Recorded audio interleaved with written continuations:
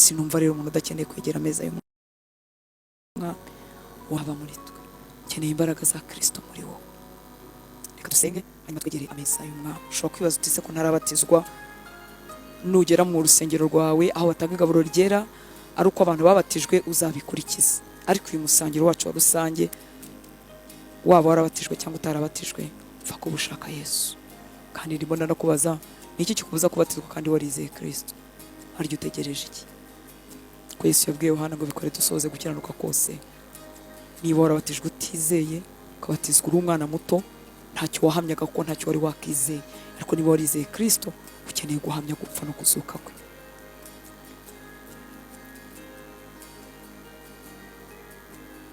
Ushobora kubana n'umugabo utarasezeranye, idini ryawe ryarakubwiye ngo ntabwo wegera ameza y'umwami, uratenze.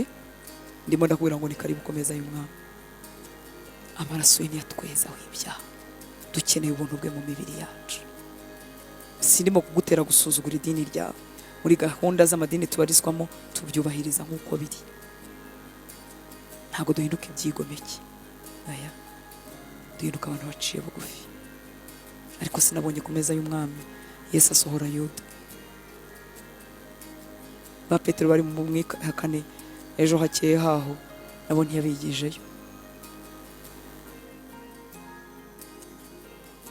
Reka dusenge.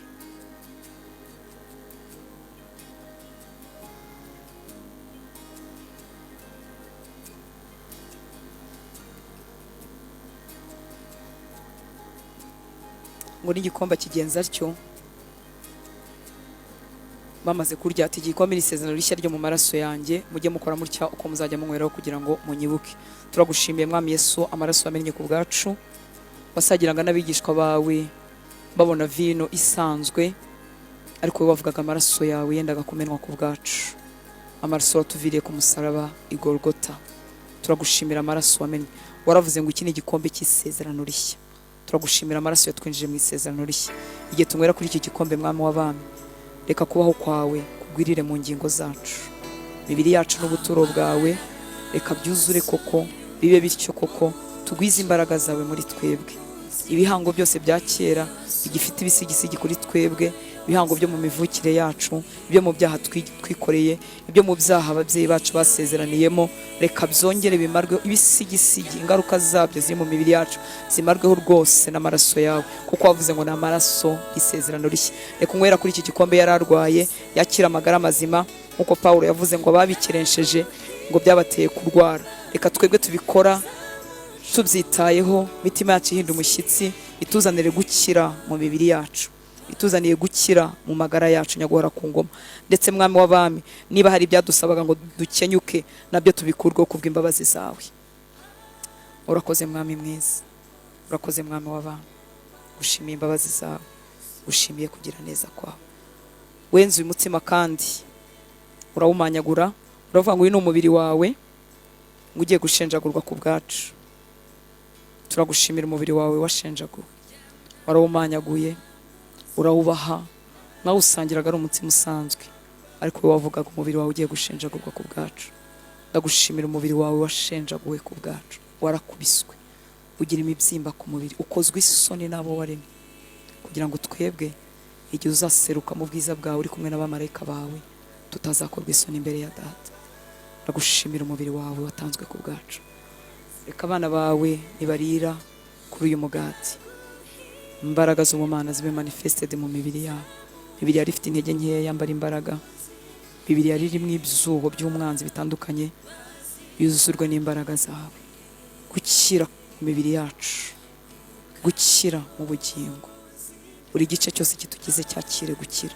Imyuka yacu irushaho gusabana nawe, tugire imbaraga zo kugukorera tucyambaye umubiri. Reka hari intege nkeya aho zaturutse ahariho hose zishirweho iherezo mu izina rya Yesu. Umubiri ugire imbaraga kugira ngo agukorere, ahuzwe n'imigambi yawe Mwami.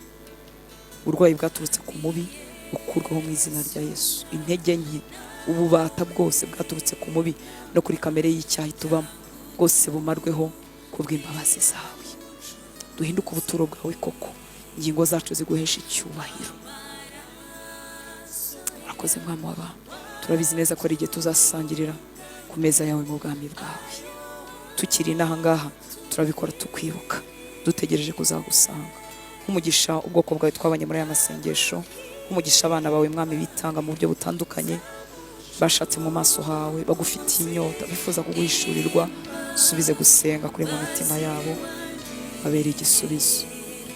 Kugira neza gutambuka imbere yabo, cisha kugira neza kwawe imbere yabo, baremere umunezero, baremere ibibazanira ibitwenge, baremere ibibahesha ikiruhuko cyo mu mutima no kwigira imbere mu gusa nawe mwami w'abantu.